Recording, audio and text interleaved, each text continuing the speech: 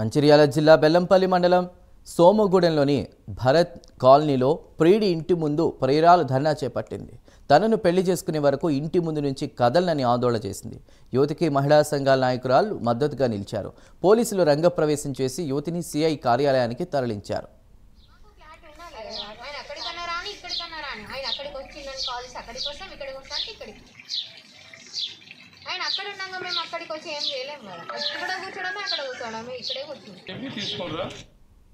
సోమగూడెంకు చెందిన సింగరేణి కార్మికుడు షేక్ సలీం చొప్పిరిపల్లికి చెందిన బాధిత యువతితో 8 ఏళ్ల పాటు ప్రేమాయణం నడిపాడు. అయితే తనని అన్ని రకాలుగా వాడుకుని ఇప్పుడు పెళ్లికి నిరాకరిస్తున్నాడని యువతి వాపోయింది. తనని తప్పుడుగా చిత్రీకరించి పెళ్లికి నిరాకరిస్తున్నాడంటోంది.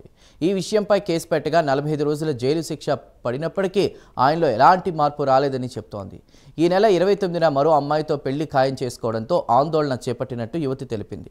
తనకు సలీంతో పెళ్లి చేసి న్యాయం చేసే వరకు ఆందోళన విరమించనని యువతి డిమాండ్ చేస్తోంది. సదరు యువకుడి కుటుంబ సభ్యులు కూడా యువతిపై ఆరోపణలు చేశారు.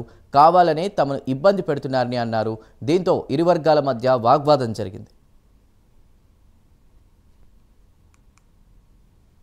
ఇదే గ్రామానికి చెందిన సలీం షేక్ నేను 8 సంవత్సరాల నుంచి ప్రేమించుకుంటున్నా. నన్ను ప్రేమ పేరుతో మోసం చేసి నన్ను వాడుకొని తీరే టైంకు పెళ్లి చేసుకోమని అడిగితే నన్ను కాకుండా వేరే అమ్మాయితో ఎంగేజ్మెంట్ చేసుకున్నాడు. ఎంగేజ్మెంట్ చేసుకొని తన మీద నేను కేసు ఫైల్ చేస్తాను, జైలుకి వెళ్ళి వచ్చినాక కూడా మాట్లాడని ఒక హోప్ కొద్ది నేను ఉంటే తను మళ్ళీ పెళ్లి ఫిక్స్ చేసుకుని ఆ అమ్మాయితో తిరగడం జరిగింది. పెళ్లి చేసుకుంటావా లేదా అని అడిగితే తప్పించుకుంటున్నాడు.